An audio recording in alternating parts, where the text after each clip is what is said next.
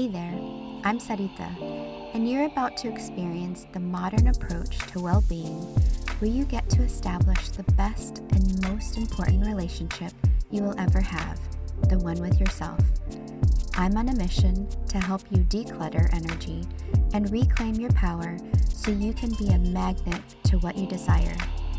If you're looking for the optimal blend of mindset and healing, you're in the right place.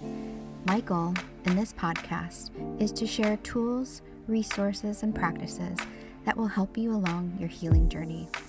I'm so excited to be here with you today, so welcome to Back to Here with Sarita. Let's get started.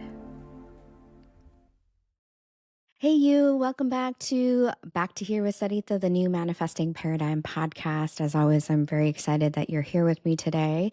And if you are watching this or catching this on YouTube, I do want to apologize for the terrible lighting that I have on this video. I'm staying in Georgia on the beach, and the last few days it's been very, very stormy and overcast as I'm recording this. And it's midday and it's still pretty dark outside. As you may know, I live out of my car nomadically, traveling from place to place, but I've been noticing staying in different homes, different places, that lighting is definitely different wherever I record. We are working with the circumstances of what we have, and traveling nomadically is my new lifestyle.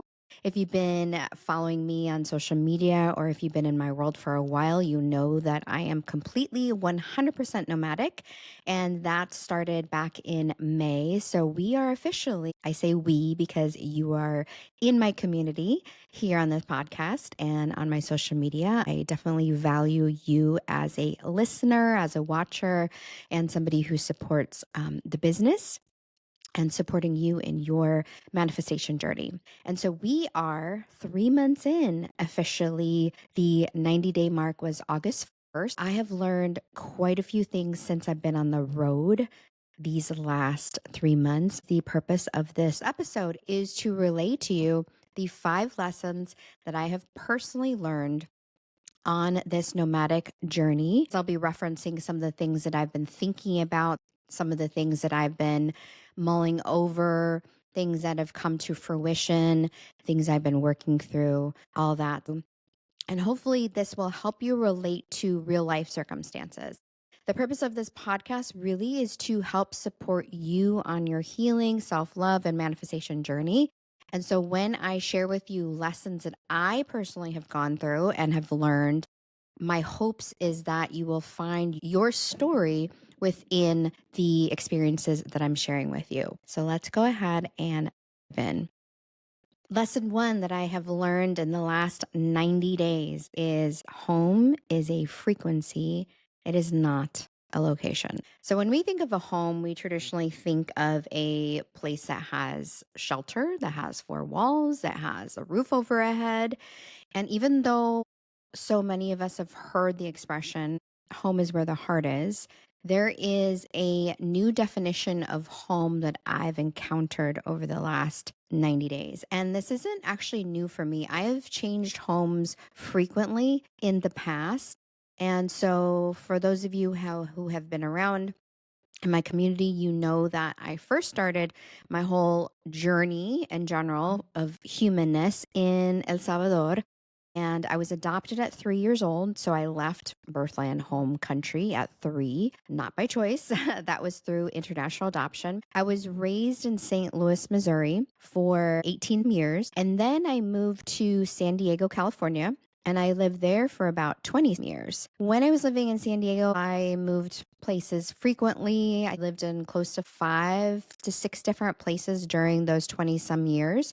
So, of course, I settled into locations and places and got acclimated to neighborhoods and all that. And then over the course of the last year or so before I completely became nomadic, I was testing and trying this lifestyle by just kind of going from place to place within the San Diego and Southern California area. So the feeling of home has definitely changed and transitioned throughout my life, but much more so these last 90 days. And I've realized that I've been able to redefine what home is. And through that, I really have come to understand that home is where the heart is.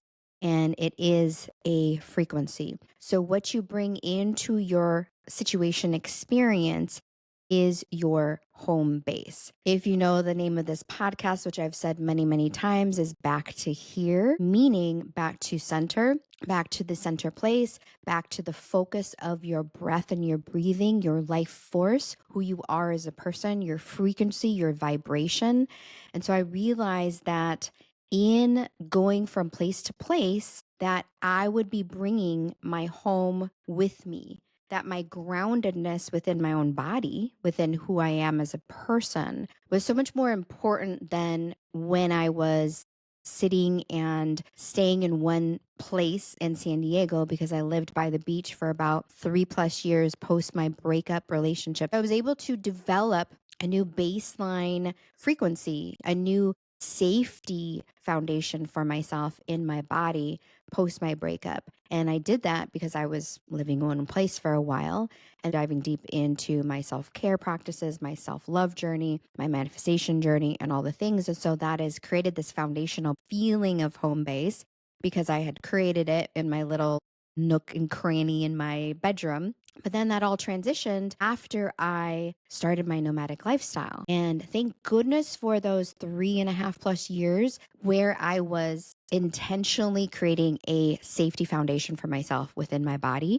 because it was so important when I commenced my nomadic lifestyle, realizing that my home base, my body, my frequency, my breath, all the things that I've talked about in this podcast are really, really important because I kept transitioning homes over and over again. So I've come to the conclusion that yes, home is the sense of groundedness and peace that I feel within my body that I can bring to different homes, right? Physical homes where I'm staying in people's homes, where I'm staying in different zip codes. So essentially, yes, home is where the heart is, where the body is, where you feel grounded, where you are feeling at peace. It is literally a frequency. So it's not a zip code, it's not a place, it's not an address. It's literally what you have within you. So home is a frequency, and I take that wherever I go. Lesson 2 is integration is the manifestation. We really talk about integration when we have huge changing experiences that really change us. Just think about life circumstances that have occurred to you that have changed your world or uprooted or toppled over things.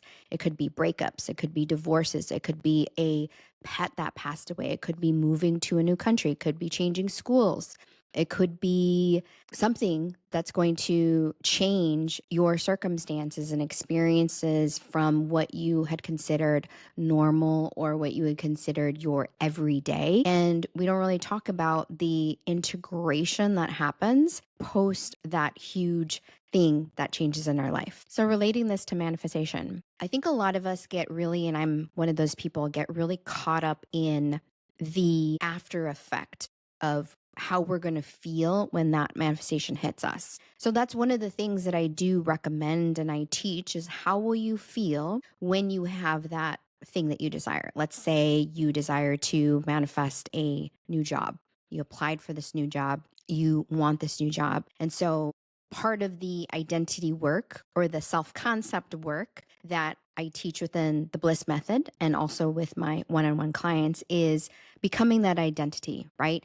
Becoming the version of yourself that truly believes that you already have that thing. And so oftentimes we get caught up in how we're going to feel once we receive that actual manifestation, when in reality, we should be feeling that way now, right? Because it's the essence of our energy, of our frequency, our vibration that's going to bring in the manifestation with more ease. But then some of us get really obsessed what it's going to be like. So it takes away from what I'm currently moving through or experiencing in the present moment. Just think about when that's happened to you before, when you are really excited about something happening, but you're forgetting about what's happening right now in the moment. Or with anxiety, which anxiety is the fear of something that could potentially happen when it's not really happening right now. We create this scenario in our head of what could go wrong, but it's not happening at this moment.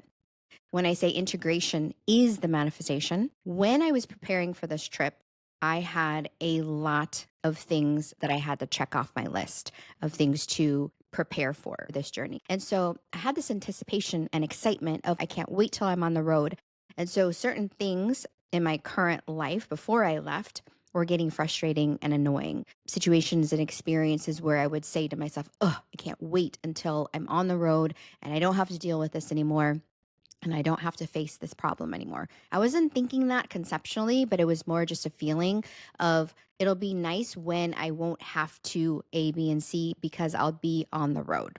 And so I got caught up in the excitement of just being away, driving away into the abyss, leaving everything behind, not having to worry about anything. I was somewhat obsessed with the fireworks and the excitement of the manifestation that was literally just around the corner. I had it at my fingertips. I knew it was happening. And at the same time, I was not allowing myself to experience what was happening with me within me during that time frame. So when I commenced my nomadic lifestyle and I put everything in my car and I drove off, there was a lot of mixed emotions that first like week, really, because it was like it didn't feel like it was actually here. It almost felt like, wow, this is my life right now. I can't believe this. Like I'm still, it's so new, right? The whole newness was still there. Just like the honeymoon phase, when if you've ever been in a relationship with somebody and you start dating and it's the honeymoon phase, that's the excitement. And then it usually kind of starts wearing off. It's different in relationships, and I'm not going to relate that to my nomadic lifestyle, but it's similar in the way that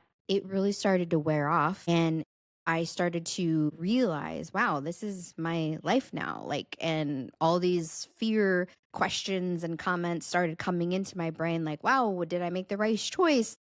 What am I doing? What was I thinking? What's happening next? Like, where am I going? Where am I going to stay? Like, my car breaks down and all these things, right? That I hadn't really necessarily thought about because I was so wrapped up in the excitement of what was happening. And on top of that as well, this is something that I think that a lot of people don't really remember when we transition and change into new environments. And this again circles back to this identity level where we can change our environment. And yes, it does impact us in certain ways, but what is in the inside, our identity core, our frequency, is still going to be the same even when our environmental circumstances change. I think I've mentioned this before, and this could be in one of the podcast episodes that I am sharing about my self-love journey post my breakup. After I broke up my relationship, I was still living with my ex for a very, very short period of time as I was trying to find a new place to live. And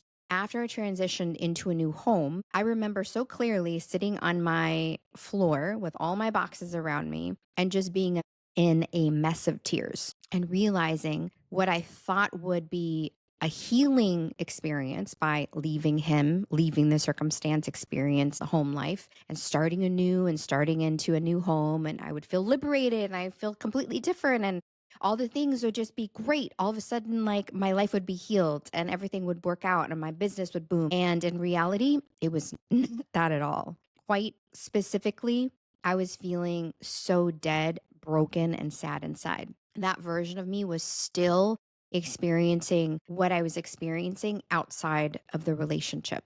So even though my environmental circumstances changed and I moved from one home to another home, my identity core level was still very, very much the same. Same with this nomadic lifestyle. The things that I was choosing not to deal with in San Diego, the relationships and experiences, the identity core of Sarita was still the same. So environment changed, Sarita's still the same. And being on the road and driving from place to place, I have many hours by myself in the car, listening to music, listening to an audiobook. I had a lot of time to reflect, and all those things that I was choosing to ignore while I was preparing and going through the process, right? And checking off all my list of things to do.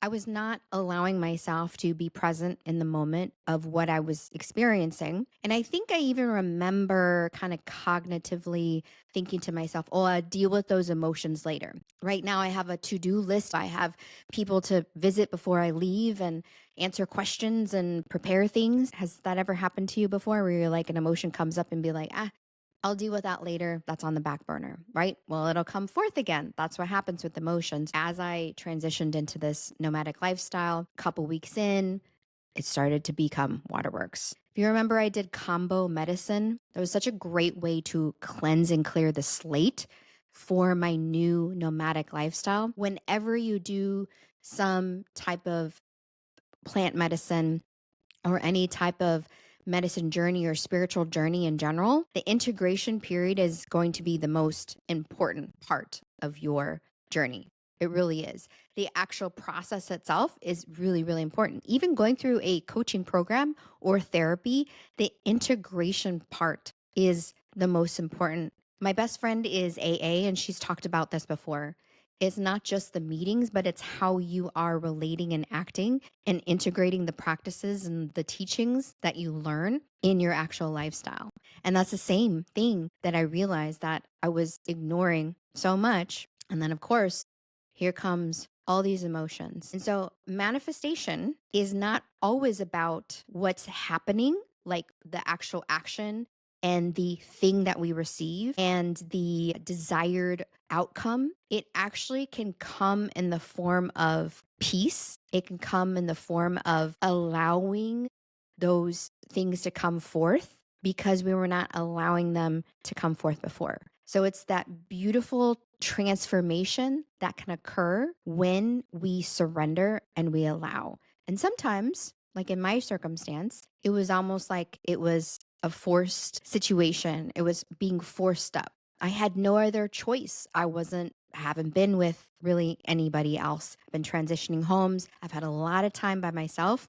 And so it was a experience that needed to come forth for me. So feeling that and feeling that integration, I truly believe is the manifestation itself, the integration process. So this third lesson is one that I know for a fact you're going to relate to because this is such a big thing that we talk about in the personal development and the spiritual communities. And one of the biggest things that I've been learning in my 40s is that your energy is sacred currency. I heard somebody say your energy is like a pot of gold. And when I heard this analogy, it really landed for me because it's like our energy is constantly in motion. Our energy, we get around people that take energy. When we are giving our energy to people, we need to fill up our energy as well. So our energy is a pot of gold, and we get to choose that pot of gold. We get to choose who we are doling that pot of gold pieces out to. So when I thought of that, I was like, wow, my energy really is sacred because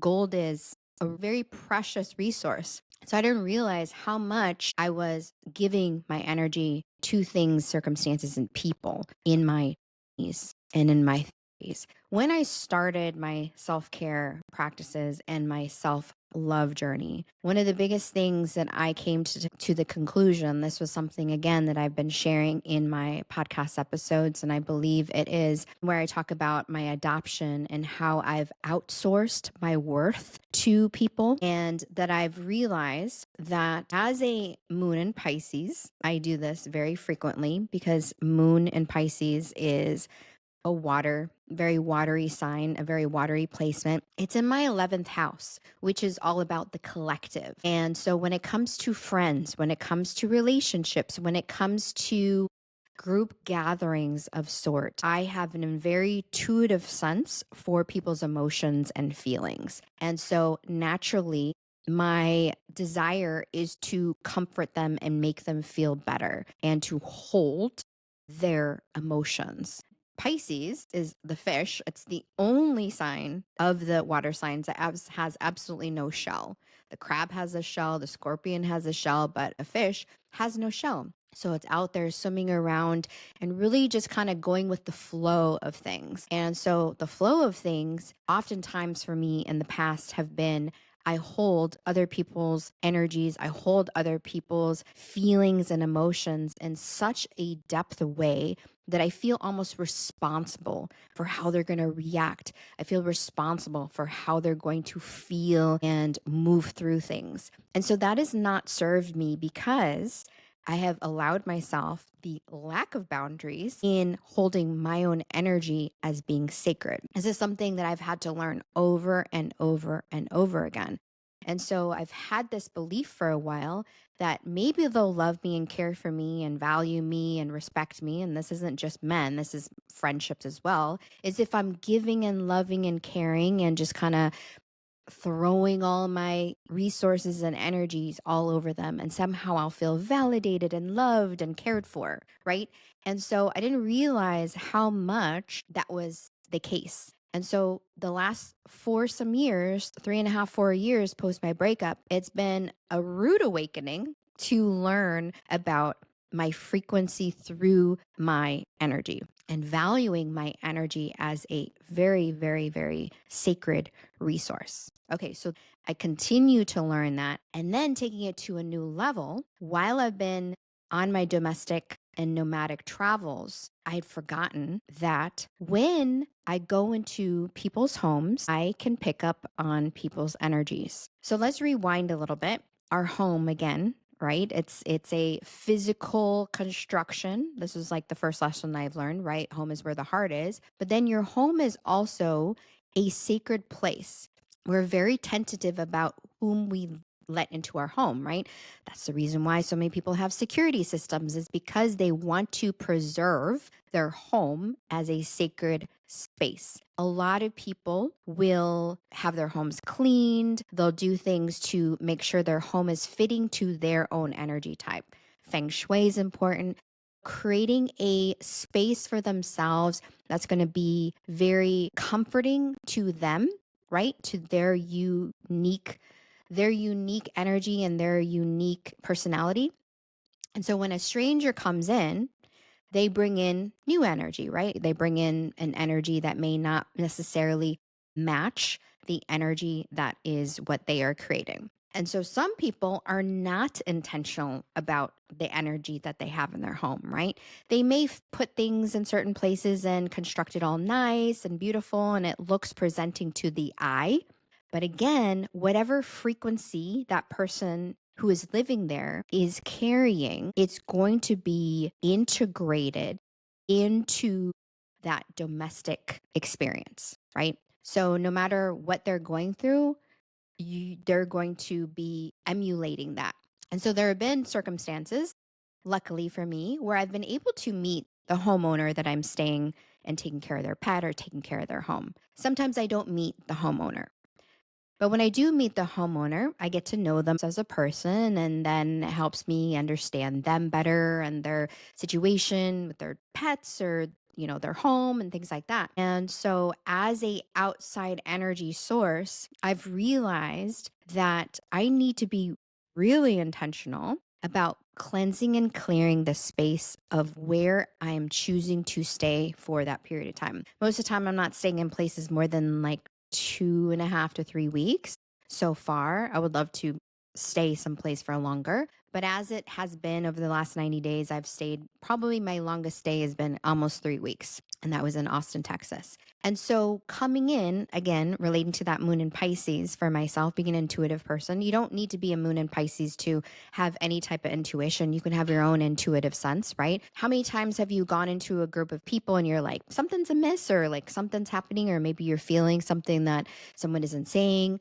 But just being an intuitive person and experiencing going into someone else's sacred space, realizing that there's some level of energy that is not your own, right? This is a whole new experience when it comes to my energy being sacred currency, because I realize with other people who have their home, they're emulating different experiences through the energy of their home. So let's take this for example. When I was in Las Vegas, there was a very forward presenting, beautiful home that I stayed in. It was immaculate. She had everything just nice and clean and beautiful pool, very forward presenting home. But when I was there and I got the joy of actually meeting her, I had the sense that there was some sadness that had happened in the past. Like there was a grieving energy that was just oozing through the home. And as I started paying attention, I kept seeing pictures of a man and her together, assuming that they were husband and wife. And I was paying more attention and I saw a lot more pictures and I could feel the energy of the home as kind of like a grieving place. There was this underlying feeling of grief. And in conversation and dialogue, finding out more about her, she let me to know that her husband had passed away during COVID because of COVID. And it was a very challenging experience. He was in hospice. And so she was a widow in essence. And I felt that energy when I was there. It was very potent for me. And again, it wasn't something that I conceptually understood, but I energetically felt. After she left and I stayed to take care of her pets, I did an energetic cleanse of myself and of the space. And I realized from there, because I had stayed in quite a few homes before that, because this was my first outside of California stay that I had done on my nomadic travels. So I was really just probably about a couple weeks in, like a month in. But before that, I had done many different stays, right? Remember, I told you I was in Southern California and I just kind of was testing and trying the whole nomadic lifestyle. I did that with my 30-day test and trial in Washington, D.C. area when I was out there in end of December, early January 2025. And I wasn't thinking about that. It just wasn't something I thought about, even though I'm a very spiritual person and I would do it at home, in my home, constantly. I would constantly burn sage and I would cleanse and clear my room. I would do it with my devices. I would do it to myself. When I was traveling, I didn't really like necessarily think about it so much. And just having that experience like made me remember this is really important for me to not only cleanse and clear the environment that I'm in, but also the home that I'm staying in and myself. Here's another example. When I was in Arizona and I stayed at a really beautiful home outside of the Tucson area, kind of in the Catalina mountain range, the minute I walked in, and she was not there. Like I did not get to meet her ahead of time. I got to meet her after the sit ended. We had an overlap of just a few hours that we were able to talk and chat.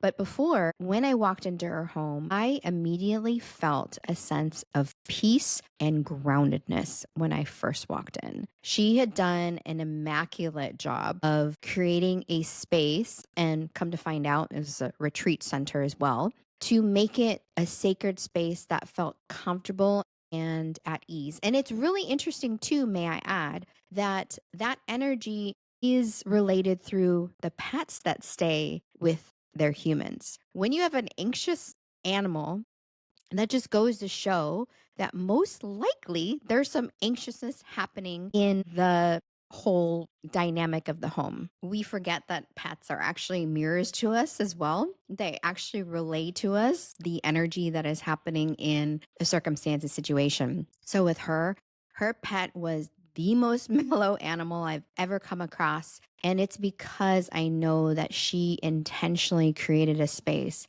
that was really, really sacred and calm for herself. And then, of course, meeting her, it was like meeting a matriarchal grandmother, even though she was not that old. She was just about the same age as me. Her energy was so grounded and comforting and nurturing. And it was exactly the energy that she was emulating in her home and her dog was reflecting. So these kind of things, when I think about how our energy is sacred, we think about what is it that we're creating in our homes.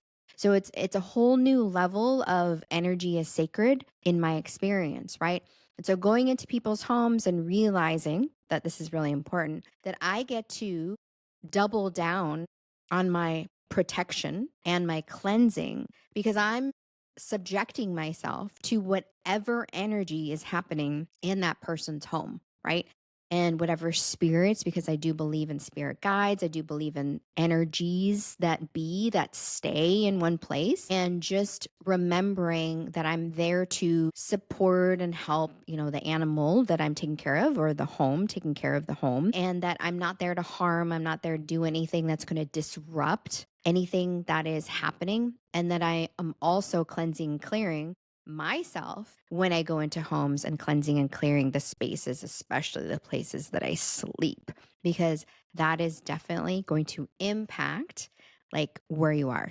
Note to self, this was the lesson that I learned, right? It's not just about energy is sacred, but also that it's important when you do travel that you do your cleansing rituals to help protect yourself and prepare yourself and maintain your own level of energy, because again, your energy is a sacred resource. The fourth lesson I learned is stillness reveals what hustle hides. This really relays back to my first lesson that I shared with you, but I'm going to go a little bit deeper because this has to do with friendships and relationships and some of the things that I've been reviewing and working through and just mulling over these last 3 months. I've had a lot of time by myself these last 90 days. When I'm in the car driving, it's like 4 to 5 hours sometimes driving from city to city. I have a lot of time to reflect and think about the life that I had in San Diego. Remember when I was saying how I got really wrapped up in the excitement of my trip and preparing for my trip? And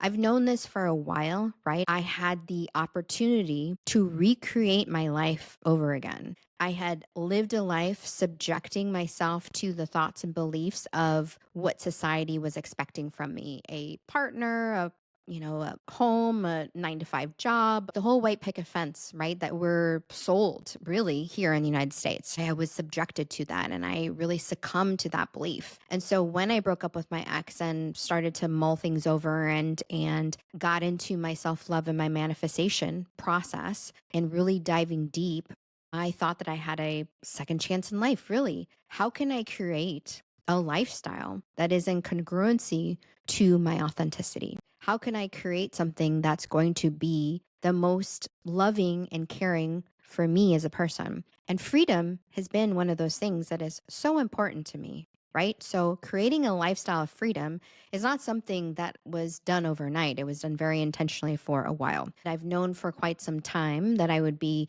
leaving San Diego. And when I was preparing for that, there were a lot of people that started coming forward because I started to communicate on a mass level saying, hey, I'm leaving San Diego. I'm not going to be here anymore. I know I've been here for 2 decades and this is what's happening. All of a sudden, people wanted to come spend time with me and hang out and talk and get to know like why I was doing what I'm doing. And this part is, I would have to say, this particular portion of the episode is a little bit more challenging for me to relay and to admit. We understand, again, conceptually, that we outgrow relationships, we outgrow friendships. And I've had that happen before. I've had that happen where friendships just kind of die away. There's wasn't really an explanation. We just stopped talking to each other, and it's been okay in the past, and it hasn't been so heartbreaking because some of those friendships were just there for the chapter. And I've been through many chapters in my life, and this particular chapter, commencement and ending the chapter in San Diego, was a lot more challenging. And I think because I have had a lot of friendship closures or relationship closures over the last 4 years. So my circle of people that I call friends, or people that I stay in connection with, has gotten smaller and smaller and smaller. If you've known me for a while or been around me, I'm a very outgoing person. I've always had a lot of friends. Even as a young child, my family, because they're very introverted, my family is extremely introverted. My mom's introverted. And the only person in my family that wasn't quite that introverted was my uncle, whom I didn't really get to spend too much time with. But my grandparents and my mom would always say, we never have to worry about you because you never have a problem making friends wherever you go. So true. My mom would drop me off at daycare or preschool or wherever, camp, I would have a friend within minutes. Not a problem. It's never been a problem for me to meet people. And so in my 20s in San Diego and even into my early 30s, I had a big circle of people I knew. I never had a problem finding somebody to do something with. And so my circle of friendships was really wide. But as I reflect back on it, many of those friendships, I would say over 90% of those friendships, were very surface level. We would party together, we would hang out together, we would laugh together, but it wasn't anything with depth. And as I grew, and as I molded and as I changed and as I've gone through my healing journey and gone through all the things, especially when I was in my early 30s and I got into my relationship and I was going through my health issues and realizing that I needed to take much better care of myself, I realized that the importance of going inward and learning more about who I am as a person was really important to me. And so when I thought of friendships, I realized that I valued friendships of people that were actually just as interested in who I am as a person as much as I'm interested as them as a person. Going back to my moon in Pisces, remember, I had such this feeling of responsibility for holding the space and the energy of the person that I was hanging out with or the people I was hanging out with.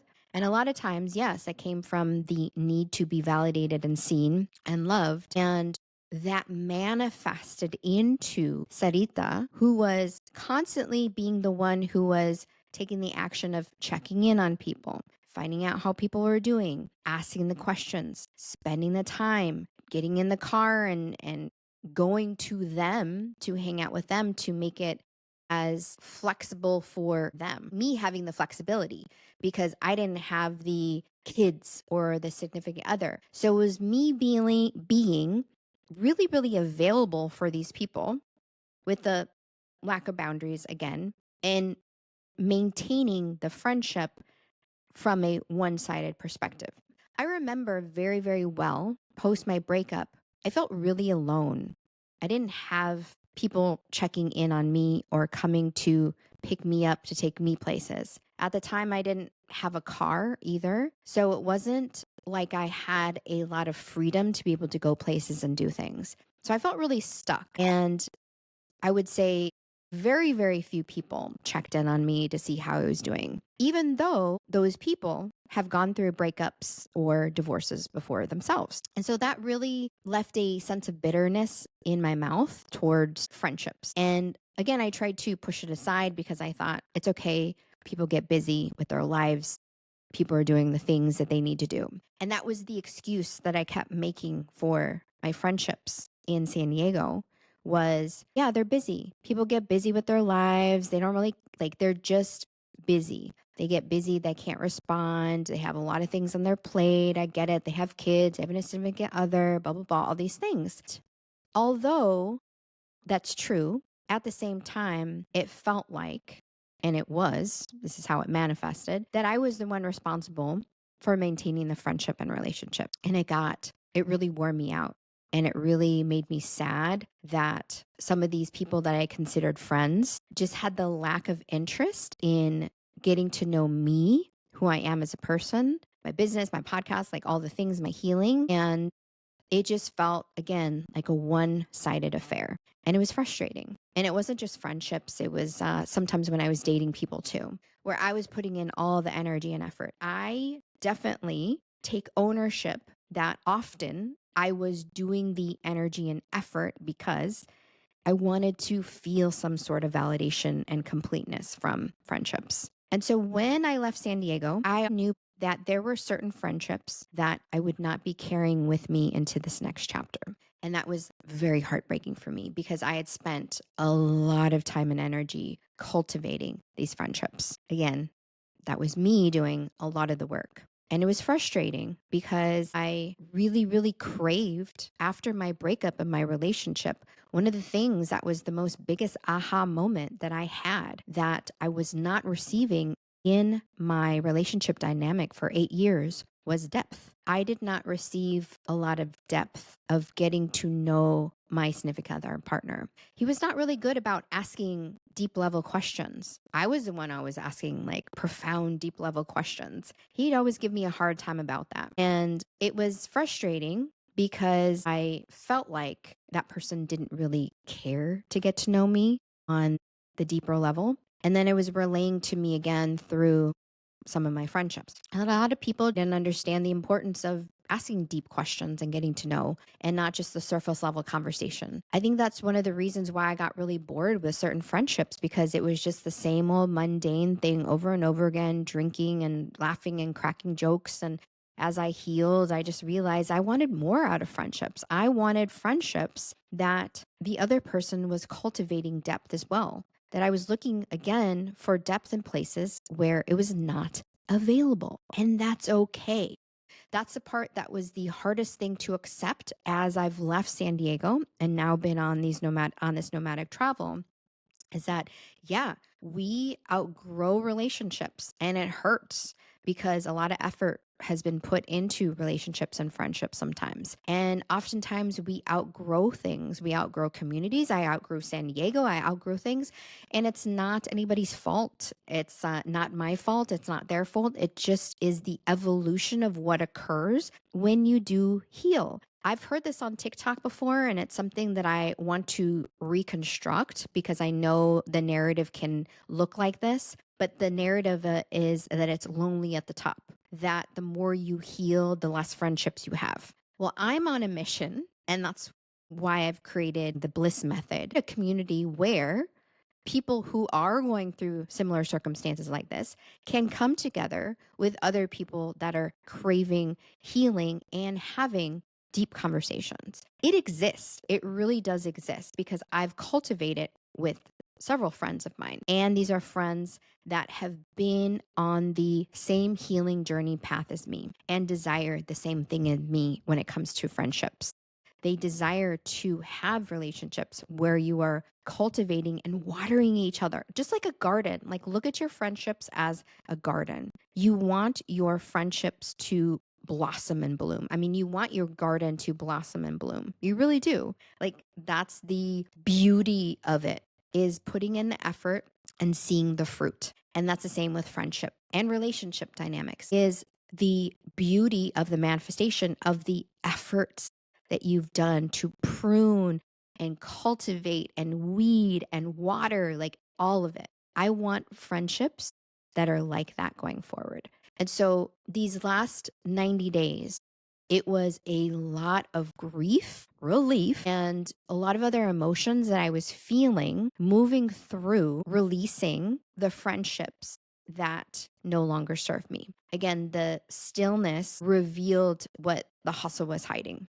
The hustle of trying to hang out with people and spend time with people and still trying to maintain my own lifestyle and my own requirements and all the things. And then after leaving and moving on, literally physically moving onto a new place, realizing that a lot of these friendships, a lot of these relationship dynamics that I had put a lot of energy and effort into over the years were just part of that chapter. And that chapter is closed, and it's okay. It's okay to outgrow things. It's okay to move on. And with all that, it's given me so much more clarity, which I'm so proud of. It's given me clarity on what I'm available for when it comes to relationships and friendships. I crave relationships that have a lot of depth, that I crave relationships where I can be my authentic self, and crave relationships where that other person is going to be interested and really genuinely love and care for me as the person that I am, not the version of me that I was before,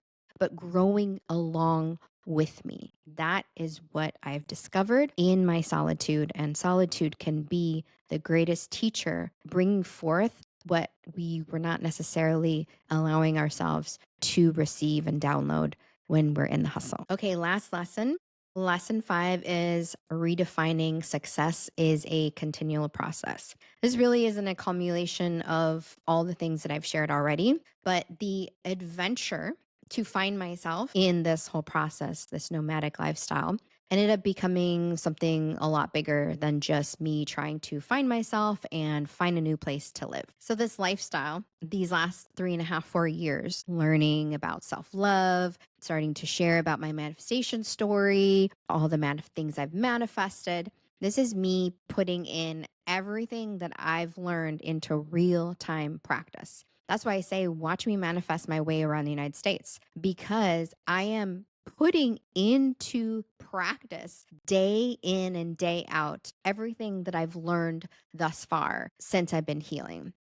And it's been a lot. I've been embracing, protecting my energy, learning about friendships, letting go of friendships, embracing my emotions more openly, just learning to let go of what no longer serves me, creating new healthy habits and eating habits and exercise habits depending on where I'm actually living. For example, where I'm staying might not necessarily have access to the gym membership that I have. So, because my fitness is so important to me, finding ways in which to make sure to incorporate that into my life. Also, my eating habits, learning to buy groceries in bulk and meal prep. And sometimes I fall off my diet, and that's okay. And it's a lot less doable when it comes to being uprooted every like 2 to 3 weeks, right? Like things are just not going to be consistent. So, learning the process to create consistency and success in my day to day is got to be really, really fluid, right? So when I was staying, and for most of you who are not nomadic, please let me know if you are nomadic and like on this journey as well. I would love to hear from you. Like, drop a comment in the podcast if it's on YouTube, like say, hey, me too, or screenshot this episode in your stories and let me know, hey, Sarita, I'm nomadic as well. I totally relate to this. So, for those of you that are staying in one place, over and over again, you create a foundation, a system that'll work for you because you are having the same experience day in and day out, right? Sometimes on the weekends, you're doing things differently, or when you travel and you come back. But for the majority of people that are stationary, they can create a plan for success that's going to be available to them and consistent because they are staying in one place. For me, I've had to accept the fact that my success is going to be fluid. The way that I set up my days is not going to be as consistent as it was when I was living in San Diego for those 20 some years. So, accepting the fact that it's okay. I'm not going to be able to eat the certain amount of calories or do my journaling that day. Okay, let's renegotiate. What am I available for in the evening? Okay, a hot bubble bath, and that's it. Right. So, the success that I've created for myself is really being tested and tried. And it's been very interesting that I've been able to redefine what that is for myself. What I realized after being in the nomadic lifestyle for a while, because it was like really chaotic, it was like I was trying to attempt to implement what I had created for myself in San Diego into this nomadic lifestyle. And it was like putting a puzzle piece into a new puzzle piece that just wasn't fully fitting. And it was like I was forcing it. I'm like, this is not working. This is not working. And so it was just causing this like chaos energy. And it was frustrating because I didn't understand why things were just not being supportive for me. And so it threw off a lot of different things. I feel like I yo-yoed a lot with my like diet and exercise just because I hadn't figured things out. And what I realized when I was in Santa Fe, I remember just in avoidance energy. I would lay and stare up at the ceiling for days at a time. I mean, I still had my like work I had to do, right? The podcast, my 9 to 5 job, the business coaching, being coached, being part of a coaching program. But apart from that, like I would just lay up at the ceiling and let the pets run all over me when I was doing that, and being in a lot of emotional turmoil and crying a lot and just being frustrated and just not understanding and having just a lot of emotion that came like floodworks. And it dawned on me about a couple days before I left New Mexico that I realized the importance of a foundational process for myself. I am the type of person, this is me talking, and this may not relate to anybody else, but we are human, and humans are very habitual creatures. We are very circadian rhythm as well. Most of us, a majority of us are sleeping during the night and up during the day and productive during the day. There are a handful of us that are very nocturnal, but the majority of us are very within our cycle, in the cycle and the rhythm of Earth, light and dark, or week, day, and weekend, right? And so for myself, I've realized as a young child to present day that I am the most productive when I have a foundational practice and schedule in place. And again, it does help me to not only be more productive, but also understand what the momentum of the day is going to be like. I think this comes from both my Aries rising and my Aries sun, both very masculine energies, but also the modern day warrior. The modern day warrior, a warrior in general, needs to have a mission. It needs to have an outcome. It needs to have something it's fighting for. It needs to have purpose. And for me, I've noticed that I feel more of purpose and I feel more grounded in my energy when I have routines. Those routines can change, but as long as I have some level of routine or intention for the day. I started asking myself a long time ago when I was going through a coaching program back in 2020, because our coach would ask us, what's the intention for the week? Drop your intention for the week. What's your intention for today? And I got really accustomed to talking like that to myself. Okay, Sarita, what's the intention for the day?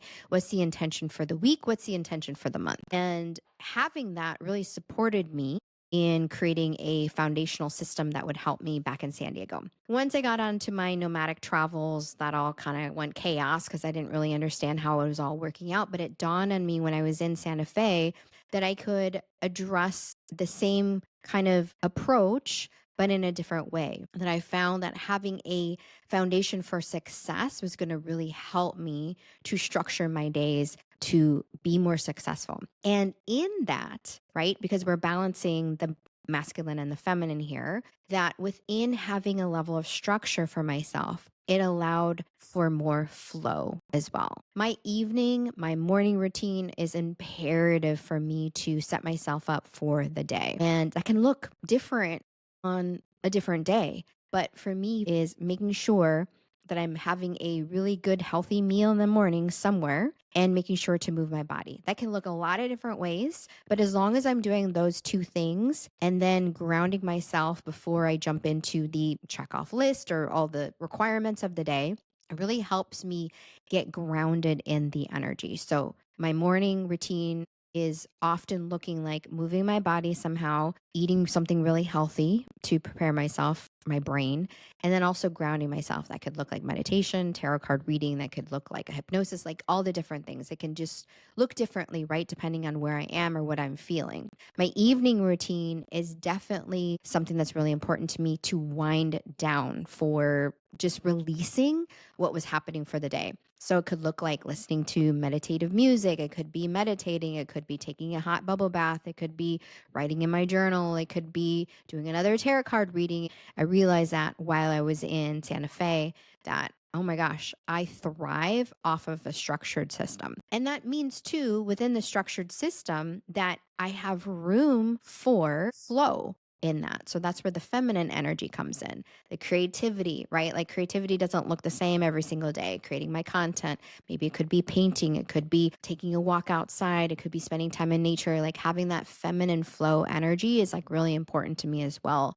But it's because of creating this masculine foundational structure within my day that allows me to have this feminine security, which in essence is exactly how it is in a relationship. The masculine is there to create safety for the feminine to be in her pure goddessness. That's a whole nother podcast episode that I can talk to you about. But yes, that's what I've understood and realized, that success is a continual process. Once I commence a different type of lifestyle and I choose to settle down somewhere eventually, that will be readdressed again, right? I will continually to address how I can set up my day for success. Okay, and that concludes my 5 lessons of the things that I've learned on my thus far, Nomadic Lifestyle, the last 90 days. I can't believe this episode was a lot longer than I anticipated, but I really hope that this brought a lot of value to you because these are lessons that I personally have learned, but I know that when you hear this or that you've heard this, that you can hear yourself in these lessons as well and maybe have experienced some of the similar things, even though you may not be completely nomadic like I am. I really appreciate you being with me every single episode that you listen to. Your listenership is so, so valuable to me. I really would love for you to share this episode with somebody. If you know somebody that is completely nomadic or has gone through some of these experiences, please, please make sure to share. If you relate to anything that I've said, I would love for you to take a screenshot of the episode and share with me and your stories. Tag me at Sarita Wellness and let me know what was the most relatable to you in regards to some of the things that I've shared. Thank you so much for being here. We will see you in the next episode, and it'll be a guest. Really excited to share that with you. And as always, keep being the amazing you that you are. Take care. Hey, love. Thank you so much for tuning in to today's episode. If you adored what you heard, it would mean the world to me if you took a moment to leave a review on the platform you are listening to this episode on. By doing this, you are helping my mission to impact other women with their healing journeys. If you aren't already following me on social media, make sure to connect with me at Sarita Wellness to get your weekly dose of inspiration. I can't wait to be with you in the next episode, but in the meantime, keep being the amazing you that you are.